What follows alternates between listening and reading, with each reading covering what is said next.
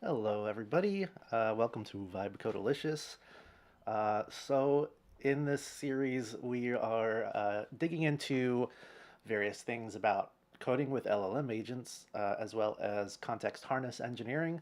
The primary project that we've been working on throughout has been something called Context Bonsai, where we have created a plugin that allows the LLM to edit its own context, which means that as you're working with an LLM and you're having a conversation, you're doing tasks, the LLM can decide that the information that is in this conversation from before, such as maybe it went down a debugging route, it tried to finish a task, ran into an issue, and solved its own task and was able to continue. It doesn't need all those details about how it debugged the issue going forward to complete the rest of its work. So it can erase that out of the conversation and replace it with a small summary of what had actually happened and what it learned out of the process.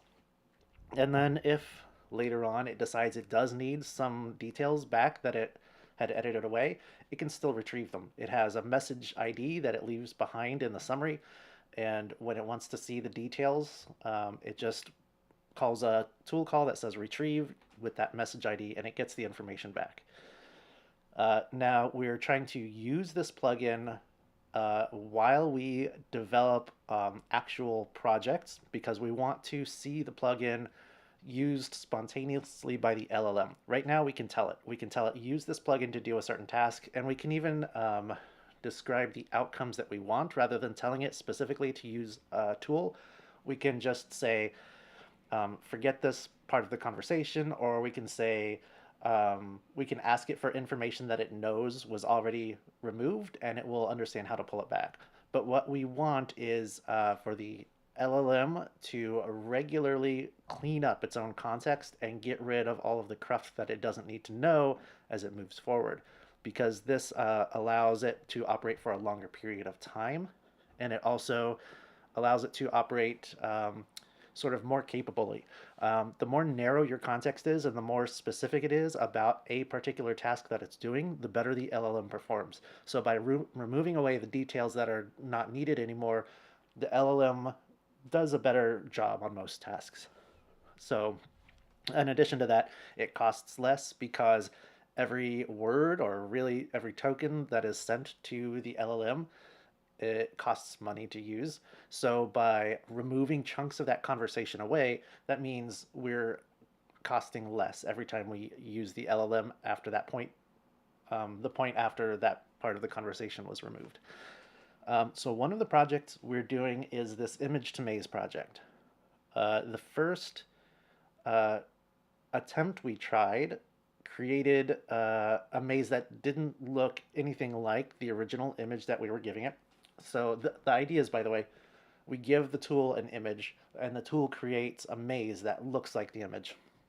The first one failed completely, but then a subsequent update at least showed the image in a way that could be seen, but it was not great. Let me see if I can open those. And then I tried a different way. You can see the output on the side here. You can see this is the house tangram that we set up, and this one down here is the sailboat. And it actually does look like the image, but I'm not sure the maze is, it doesn't look very maze-like. It has these branches stretching out, so there are like dead ends here, I guess. You could say they are one cell dead ends, or no, there are more than one cell actually. If we zoom into one of these branches, there is a little opening and you can get through here and land in a dead end there. Okay, maybe this is valid. There is one problem in that it didn't mark the start and end, so it's difficult to tell how to actually do the maze. And like you can just jump into a random spot, and that random spot might be a dead end path. Um, so we'll work on that part. Let's see if I can show the previous version.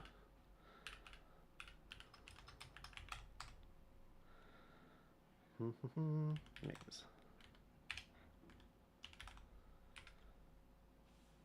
Oh, this is the original one. There is no indication whatsoever of the house showing up. There's the little image that we used in the corner there of the house, and there's just, you can't detect it in this image. And in fact, this is not even a maze. It is one continuous curve with no branches. Um, so let's see.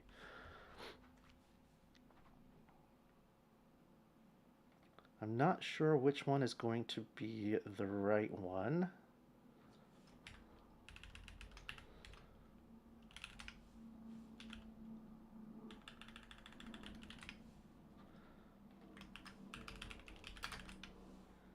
Here's the right one. Okay, so now the house can somewhat be seen. I'm not sure how clearly this comes across in the stream. I just realized I should open up the video, the YouTube stream, and make sure that it's working and that I can see chats. But you can kind of see the imprint of a house here because that's where the grid, the curve is still regular. It still follows the standard path. And outside of the house is where it edited the branches to make it into an actual maze.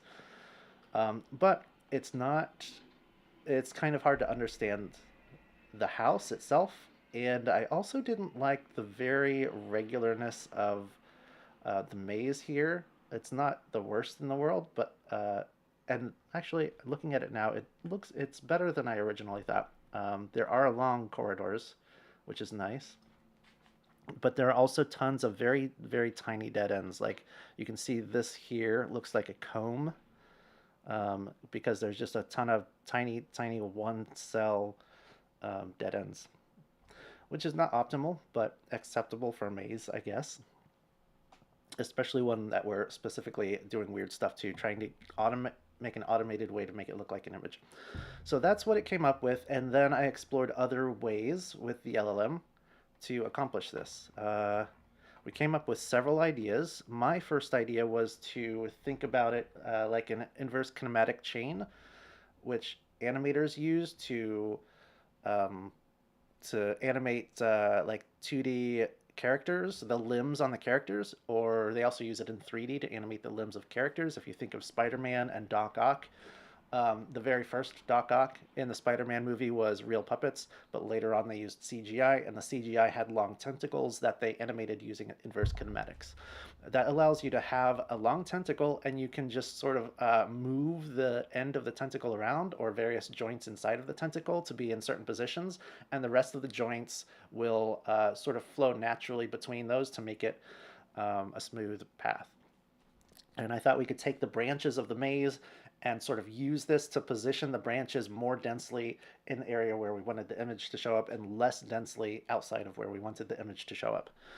Then it came up with several other ideas, including what you see on the right here. This is, I forgot what the technique is called. Something to do with Poisson, who is a mathematician. Let's see, find, oops, two S's. Variable radius Poisson and MST idea. That's the one it went through. Oh, actually, before I go hunting for the ideas here, I tried an interesting route. So typically, we've on this channel we've started projects where we go through a planning process. So it moves from an idea phase to a planning phase to an implementation phase, and I've been very involved in the planning phase where, well, I guess not that involved, but I start off with the idea and I ask the LLM to go through a loop where it fills in the details of that plan. And if it has any questions that it can't resolve, then ask me. But there's instructions in there that say to do your own research. You can launch sub-agents and do whatever kind of research is needed. And also it thinks about what kinds of users, like why is this being created? What are the users that are going to use this? What do those users need? And it tries to come up with its best answers, but it will still escalate to me if there's really something that needs additional like insight. This time I had it manage that process rather than my telling an LLM to design that. I told this LLM that it's going to be a meta orchestrator. You're going to launch a sub agent that's responsible for going through this planning guidance document. That's the one I'm talking about, where it goes through a loop of filling out the details.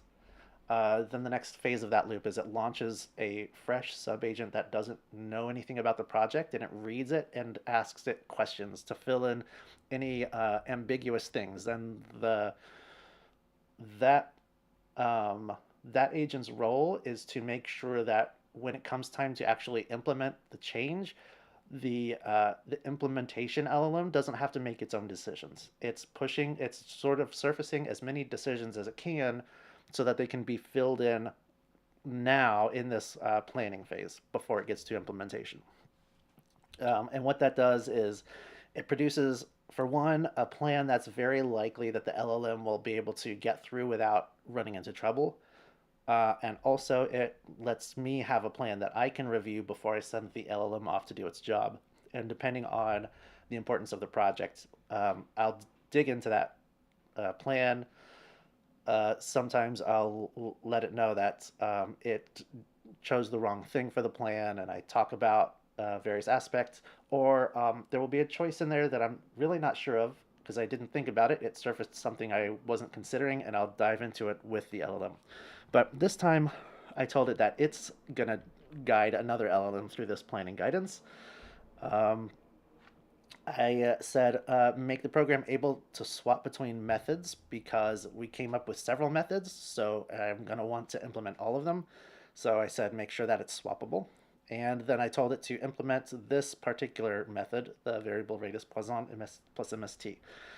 And then I told it that it is responsible for answering the questions that the subagent has. So this one I did completely hands-off because the main goal, what we're really doing here, is exercising the Context Bonsai plugin and trying to see whether, as it goes through and completes things, whether the LLM spontaneously decides to use those Context Bonsai tools. So I'm more hands-off on this.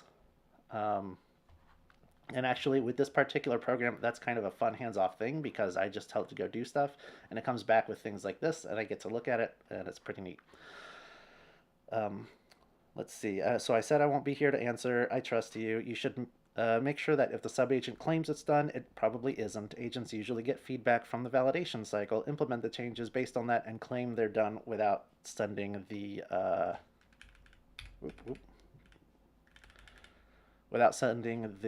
new version back for validation.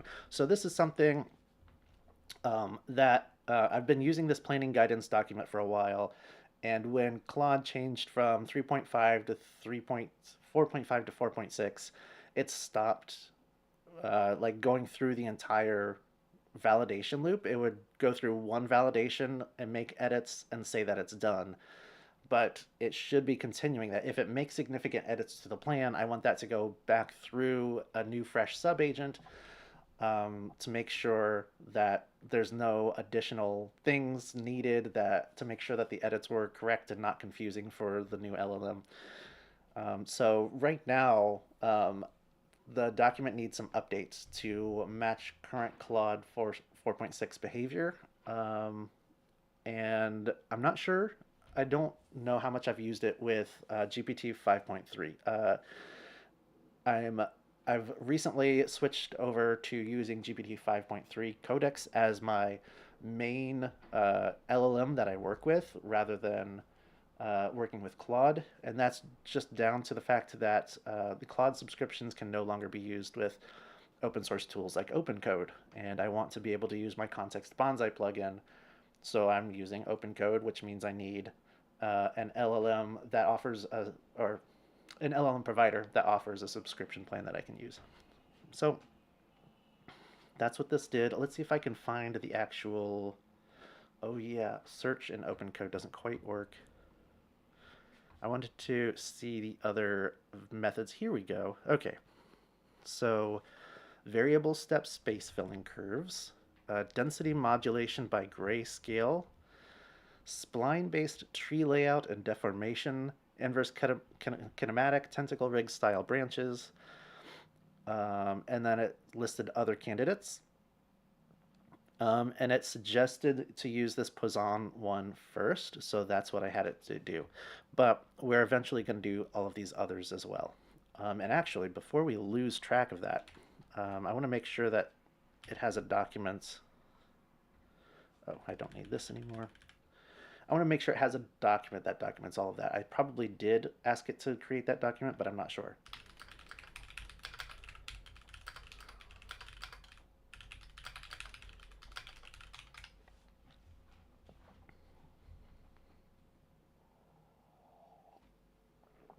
And then once I make sure that document is created, I'm going to tell it about the missing start and end endpoints on this maze. Great. It does have that document in. Make sure that's committed. Okay, let's make sure that is saved in the repository so we don't lose it. And then the current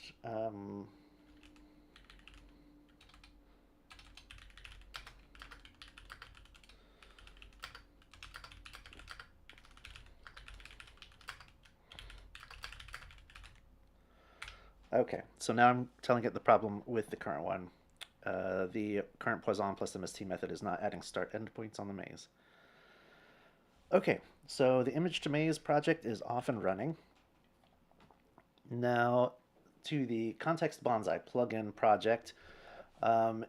In the previous stream, we talked about how I want to make this plugin accessible to a broader array of users, because right now the plugin requires a few changes to the core of OpenCode. So if you want to actually use the plugin, you need to build my custom version of OpenCode, which means it's going to be tricky to find people who actually want to use it. So I'm trying to systematically go through and remove as many possible of those core open changes that we rely on. And the most difficult one is the one that modifies the messages that are stored inside of OpenCode's storage engine. Because the details needed to atomically update those messages in the storage engine, or to update them at all, are not exposed to plugins.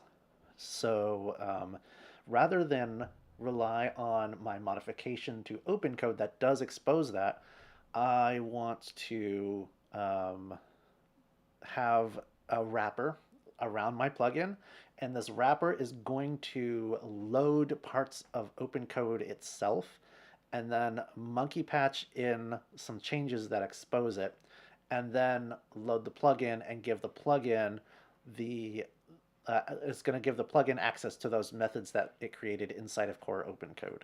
So the idea here is that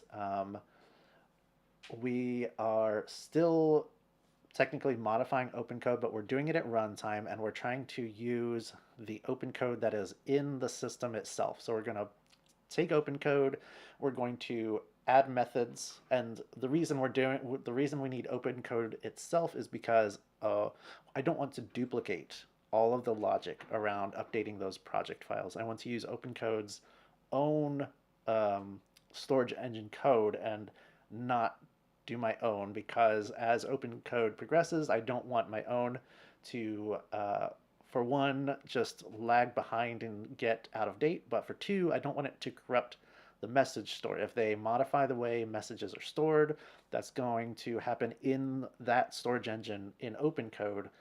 And if my code is lagging behind, then it can corrupt the whole message thing and ruin your sessions. So I don't want that.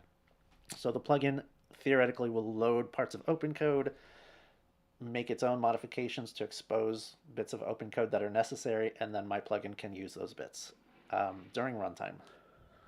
So I described this to the LLM, and it did the whole design loop where it designed an implementation plan, and then it went through and actually implemented it using the implementation loop and completed, and then I tested it out. First of all, I tested it out on my modified version of OpenCode to make sure that it didn't break the main plugin that I use that I'm trying to exercise. So I want the OpenCode to keep working.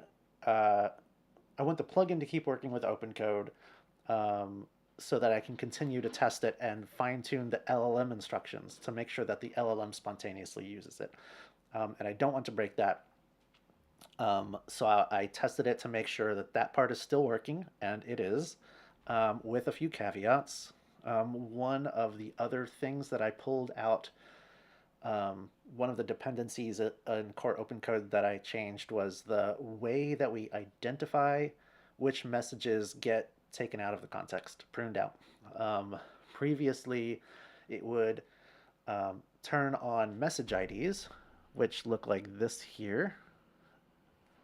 And then when the LLM sees message IDs, it can identify, this message is that message ID, and that's the message I want to prune away.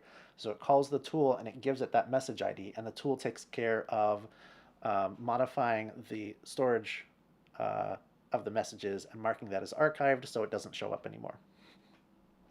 Rather than having this way where it turns on message IDs and the LLM can see those message IDs, I took inspiration from how the edit tool works across many LLM agents. Um, a lot of times, I don't know if this is how it works in every edit tool, but typically it works by a string replacement. So when the LLM wants to modify a file, it gives it like an original string and the string it wants it to be. And the agent harness is responsible for getting the file, finding the string match in the file, and then replacing that. It's like a find replace in a word editor. It will replace that string with whatever is given. And I thought maybe we can use the same method for identifying which message to prune. Rather than having message IDs, it can just give me a unique string, and then I can take that unique string and search through all of the messages to find the message that matches that string, and then I can get the idea internally inside of OpenCode itself, or, well, the OpenCode plugin. So that part works, but there are still instructions in there to tell it to turn on message IDs, and then it proceeds to try and prune using those message IDs, but that's disabled. And I specifically disabled the old way to uncover issues like this, which is it is still trying to do the old version because not all of the instructions are properly updated. So that needs to be fixed. But even more important is this. Oh, let's foreground. So I tried using the plugin on the stock OpenCode, which is, remember, the whole thing we're doing here is trying to make the plugin accessible to more people by making it work with the stock OpenCode plugin instead of the one with my modifications. So I did it using the standard process that we've done. First, ask it if it can see the tools, and it can. Then I tell it to tell me an interesting file name in the directory, and it runs the read command for the current directory and gets a list of all of the files. It tells me about an interesting one. And now if I prune this tool call away, the read, then it won't remember any of the other files it saw. It should remember this one because this is now part of the conversation. But if I only remove this, then it's only going to know about this file name and not all of the other file names that it saw. So I ask it to prune that tool call out of the context. Oops. And what it did is, first of all, it's trying to use the two-phase approach where it turns on message IDs and it tries to use that and fails. But then it tries to do this, the actual new way of using unique strings. So it has the from pattern, and it says from that, and the to pattern is this. So that's what it saw in the read tool, and it failed. So it tried a slightly different way, and it tried again, and it says it ran into a problem. It ran phase one, and then it tried to prune ranges for the directory read output, but the final prune attempt failed with this message: compatibility error, updates are unsupported in this runtime. Now it says the final attempt came back with that. I'm hoping that these other attempts were simply that it didn't match any messages. I'm going to ask it about that.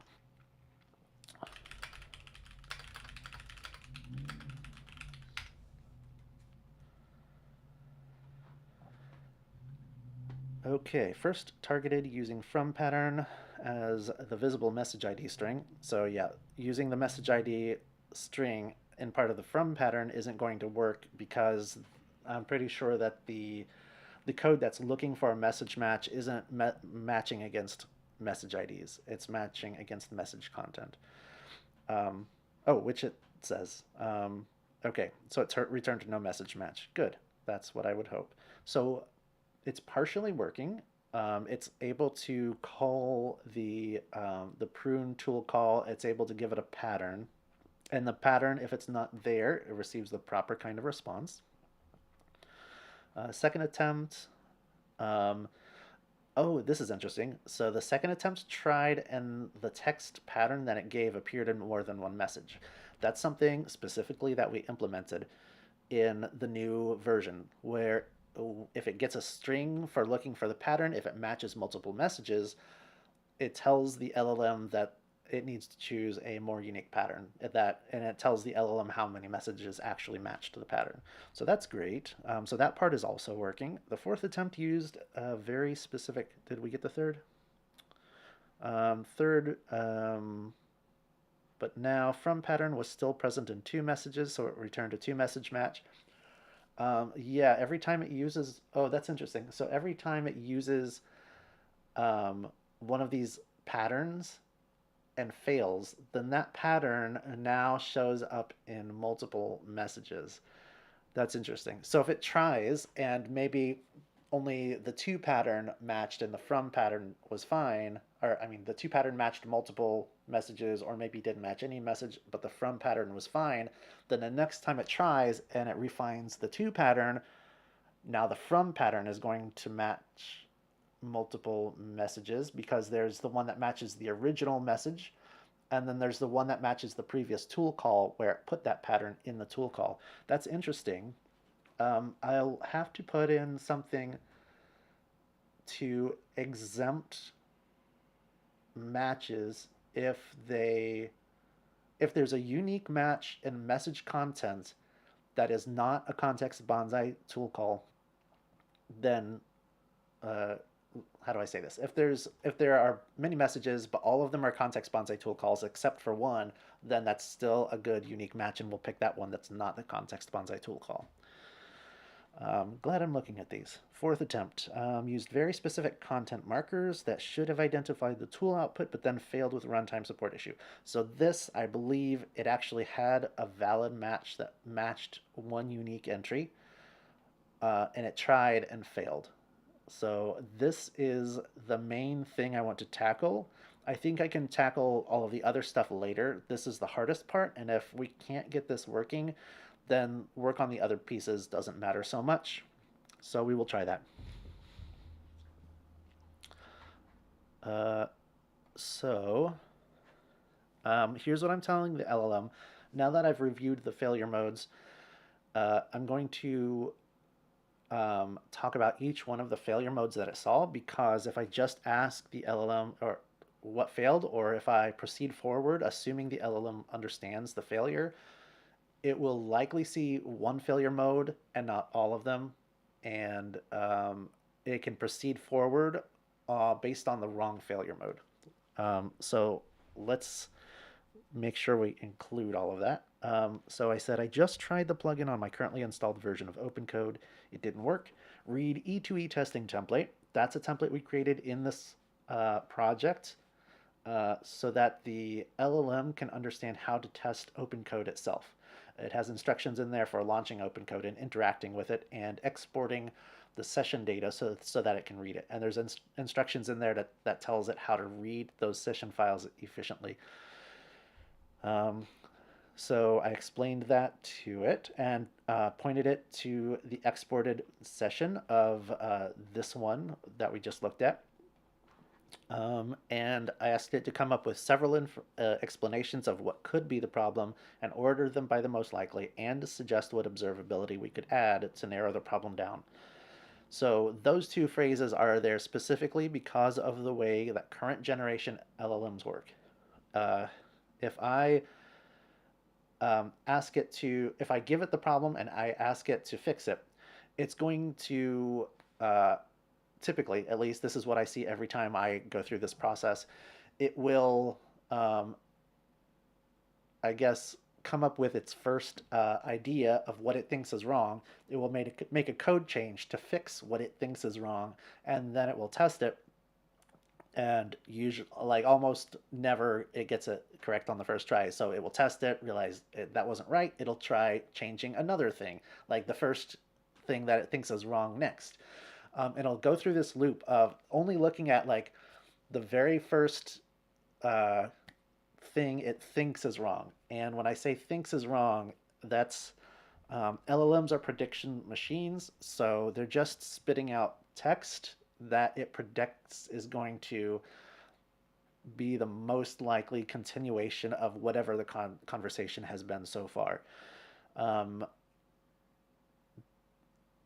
there's also something the LLMs do called thinking or reasoning, which is it can output a set of text that is not intended to be the actual final thing that it wants you to read, its final response. It's supposed to be sort of its internal thinking. So it will think by producing a bunch of extra text, and then it will finish the thinking and produce the actual text it wants you to read, or the actual thing that it considers its output, I guess.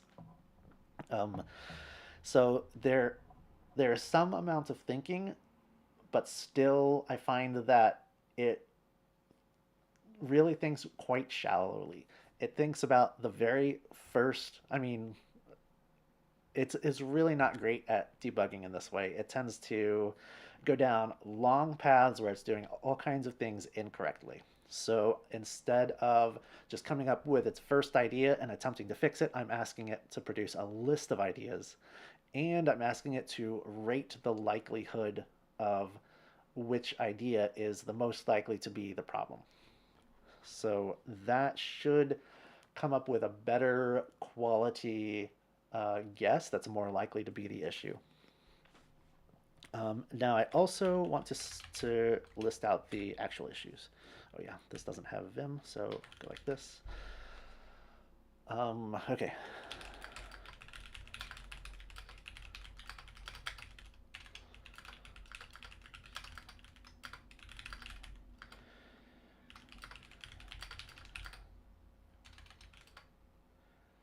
Um,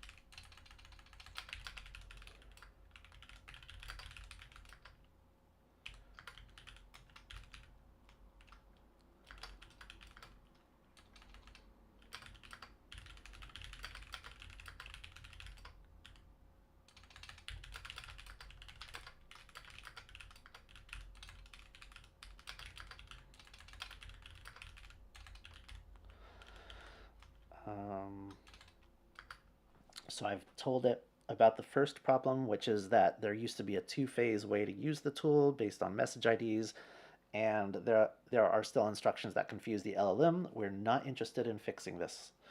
The other one was that when it has a to or from pattern, by using the pattern, that pattern becomes part of the context, so that subsequent attempts to use the pattern no longer have unique matches.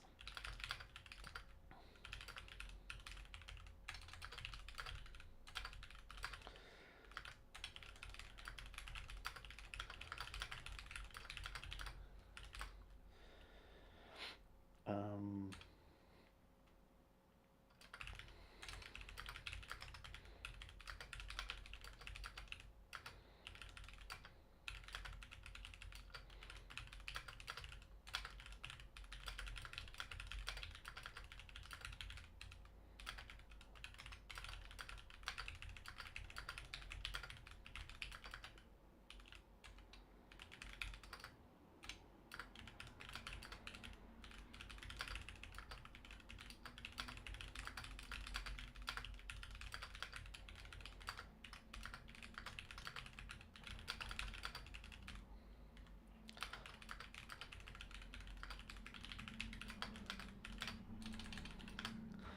Okay, now I'm going to grab that error message, compatibility error. There.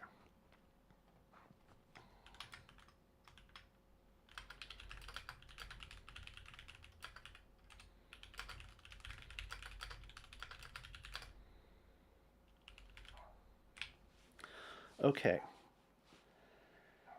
So now I've only told it to get the list of ideas and present an order. Maybe I should have said, do not try to fix it. Just present the list of ideas. And it's also looking for ways to add observability. So maybe extra logging to understand the problem better if we test it again.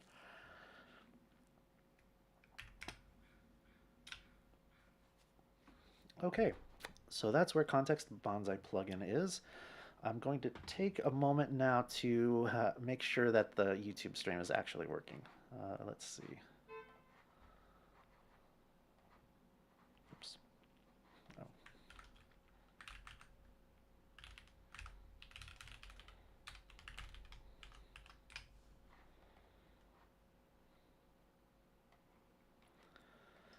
Great, looks like it is. Perfect. Ooh, I should mute that just in case it comes through. Okay.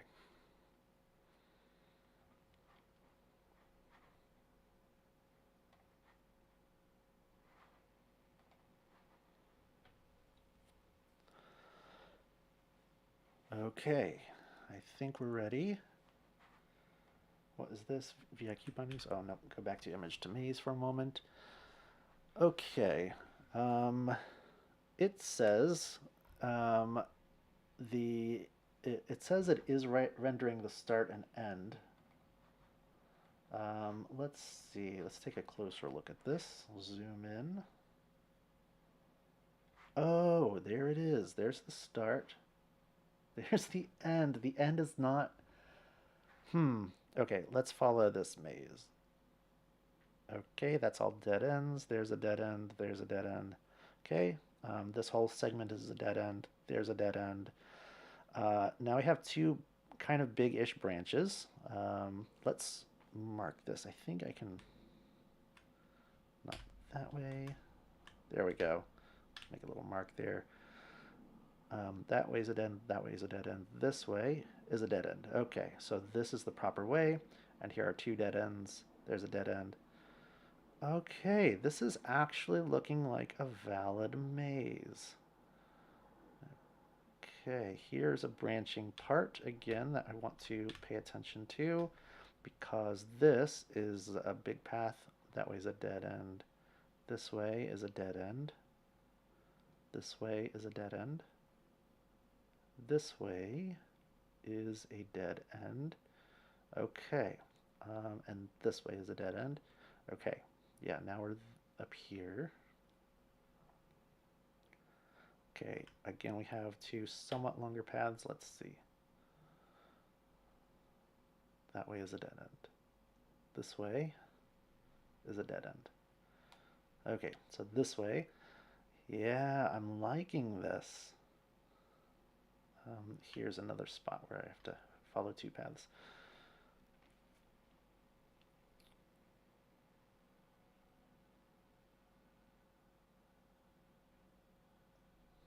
Ooh, that's a long one, but it is a dead end. Cool. Okay, all the way back to here. The other way that I didn't try, I guess, is this way. Oh, and here's another branch. No, this way is a dead end. Okay, this way. Hey, here we go. It goes to the end. Hey, there we go. This actually does what I want. Nice, nice. Okay, but now I would like the maze to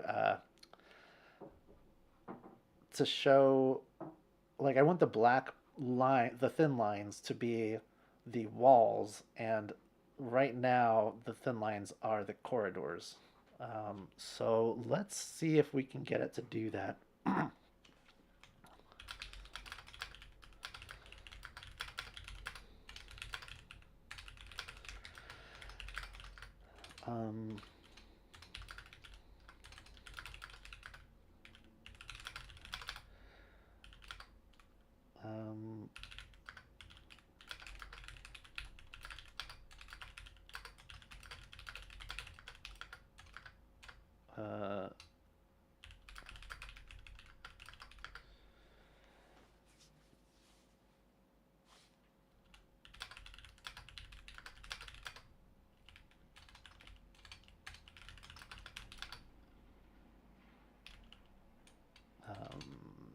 I guess, thicker.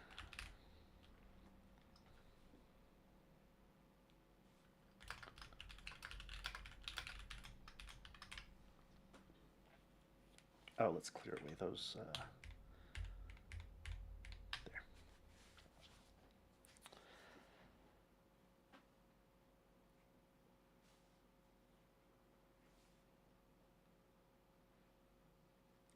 We're rendering center lines. You wanted an inverted visual. Thin strokes equals walls boundaries. Thicker light empty band between them equals traversable corridor. So we'd switch from draw path lines to draw corridor geometry with wall edges. Yes. And actually, this is why I thought of the inverse kinematic approach, is because that lets you do it in a way that you can like control how um, folded, I guess, the tentacles are, and that would allow you to draw smooth walls. I'm not sure quite how good it's going to be at doing at rendering this nicely without weird overlappy things happening, but let's see what it can do. Um,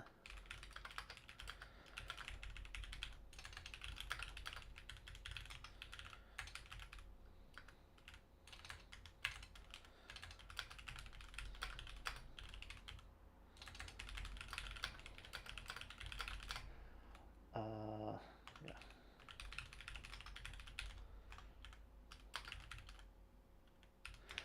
So I'm gonna again have it create a plan and then directly implement the plan without me even looking at it. We're really doing this vibe Cody style.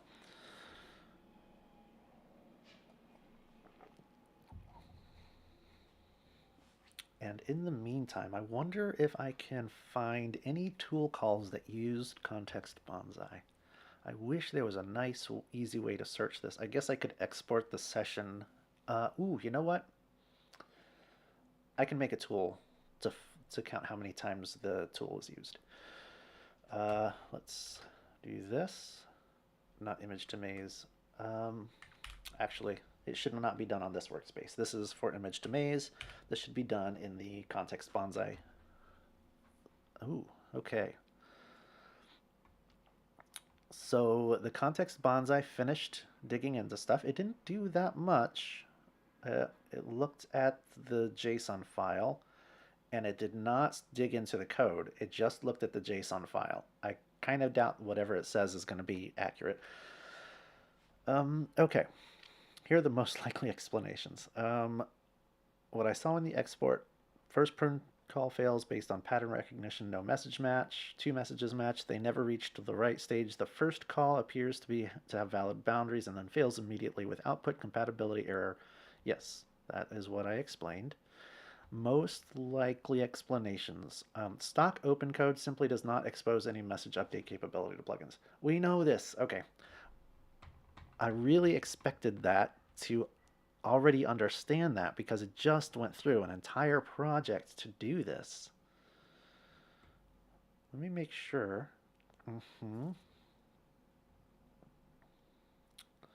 Yeah. Let's copy this path. Okay.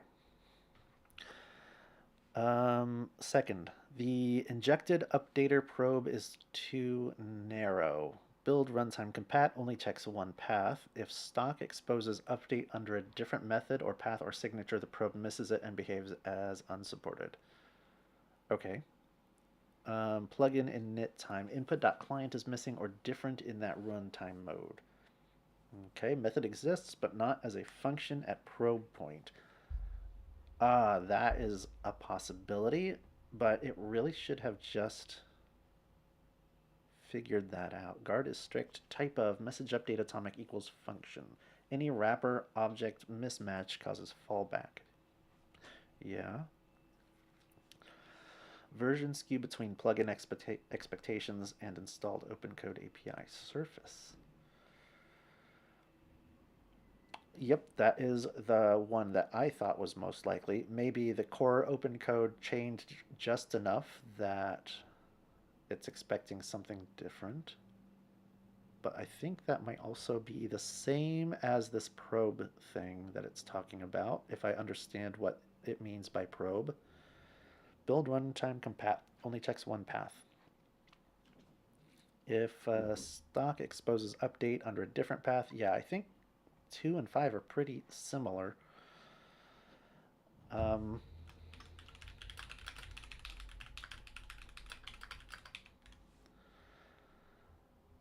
Observability to add. Narrow quickly. Startup compatibility snapshot, a one-time log. At plug it init, log becomes, okay, it sees if it has all of these functions. Per tool call compatibility trace. This is actually what I would prefer, I think. Before the write attempt, log. Log if it has this method, log if it has that method, and then it selects which kind of support it selected. That would be a good thing to add. Structured error payload for compat failures.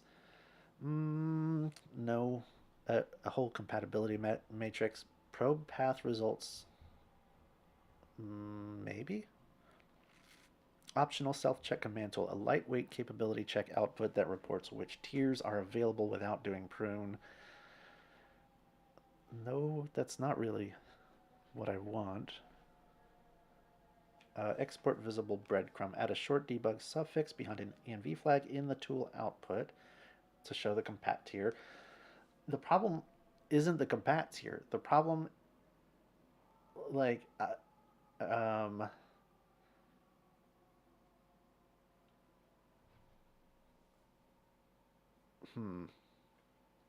these two are nice. Has context update and has injected. Those are valid to know. The compat tier. Oh, I see. Maybe it doesn't understand. So there's a compatibility checking thing, and maybe that checks wrong. So later on, if it could have actually succeeded and failed because of the compatibility checking is wrong. Okay, I think I'm getting it now. Next, I can draft the exact debug fields and schema, no code changes, so you can implement or observe quickly. Okay. Uh,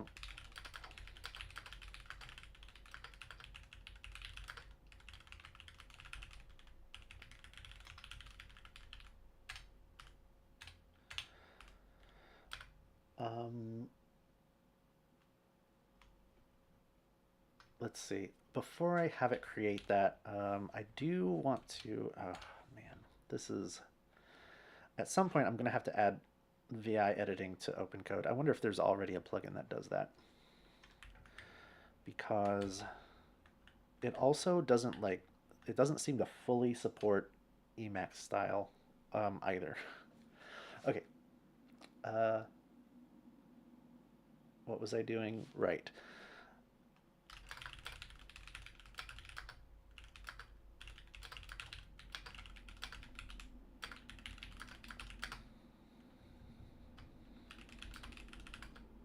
Um,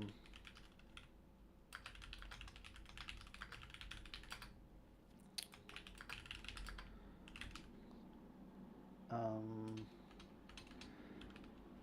how do I say this? So, um, the thing that is a sort of monkey patching open code, we want it to be as flexible to changes as possible, um, and avoid hyper-specific stuff where possible.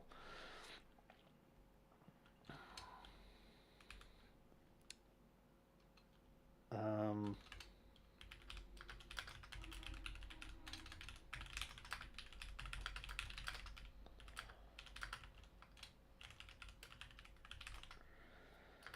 um,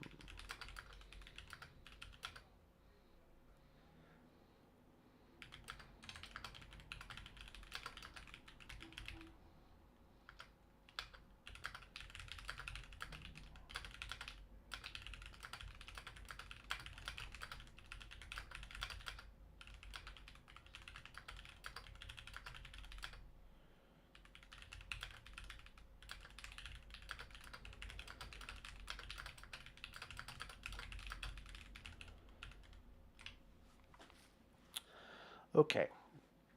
I'm not quite sure how to explain my thinking to the LLM, but I tried.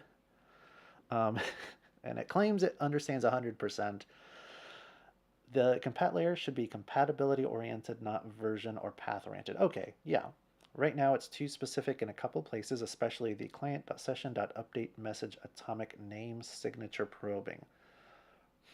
Okay. And that's exactly the kind of thing that will break across OpenCode versions. What we should optimize for, probe multiple plausible update services. No, no, no, no, no. It's my my gut feeling is that it's going to randomly produce things that it think it might change to in the future. It's going to get that incorrect and be way too complicated. The next it says validate by behavior. Can we update a message rather than just the message name? Yes. That is good. Although, yeah, I think that's fine. Keep a small adapter table for known signatures and gracefully try them in order. Sure. Okay, that's fine, I guess. Emit a structured debug telemetry for probe decisions. Which candidates existed, which failed, and why. And fail loudly only after exhausting compatible candidates with unchanged user-facing error text. Okay. If you want, I can now harden the compat module to do this broader probing and add observability. Okay, yeah, now I'll say make that change. Oh, not this. I think I copied it. Okay, good. So now I'm asking it to create a plan for these changes. And this plan will be rather low stakes, so I'm probably not going to dig into the details of the plan. As long as I chat with it and it seems like the plan is doing what I'm hoping it does. Okay. Back to Img-to-maze. It's still working. Great. So I think we've only hit those two projects so far on this stream. VI key bindings for Pi. So Pi is another coding agent like OpenCode. It's also open source. It did not support VI key bindings, so I added them. And the first implementation worked great, except it didn't implement everything that I use. So I ran it through another one that implemented the rest of the things that I am sure that I use repeatedly.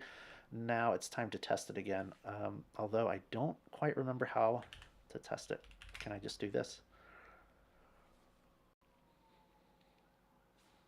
What's going on?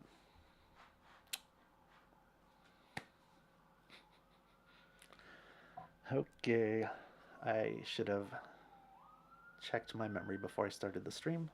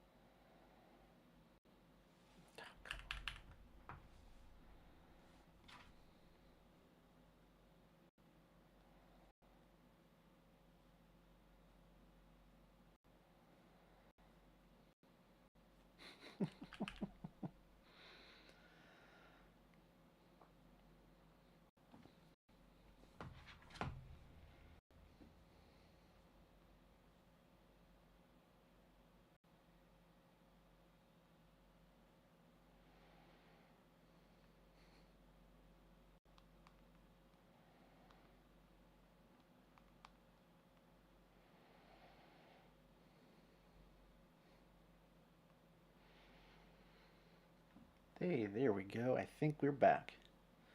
All right, so what just happened? It's happened once before on the stream. I ran out of memory. It started swapping a bunch, and now has the kernel has killed some processes. So we got some memory back, but I think that means I'm going to maybe not start new projects. Let me take a quick look. Oh yeah, that's right on the edge. Okay, let's hold off on starting other projects. We will stick with these two projects, which means maybe it's just time to end the stream because both of these are off doing long tasks. I was really hoping to also start a project that makes it so that I can export a session or even not export, just look at OpenCode's session history, show me a list of sessions, and I can, or actually just show me a list of sessions and how many times Context Bonsai tool was called. That would be great because the whole point of doing all of these side projects right now is to find out if the LLM is spontaneously using this plugin. But I think I can't start that right now reliably and keep the stream going. So I might do that just off stream and then, clean things up and make sure the system's ready to go for tomorrow and doesn't have a bunch of extra processes running that are consuming memory. All right, thanks for joining me. I'll stream 11 o'clock Pacific time and we'll continue these projects.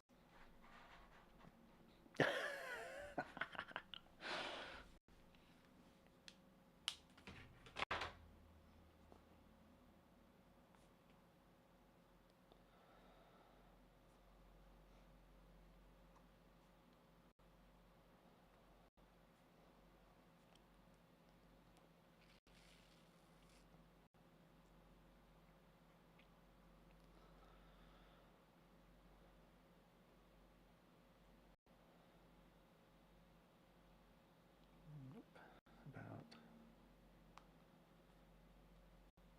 there we go. Maybe I can stop it from here. Nope. Oh, there we go. Finally. And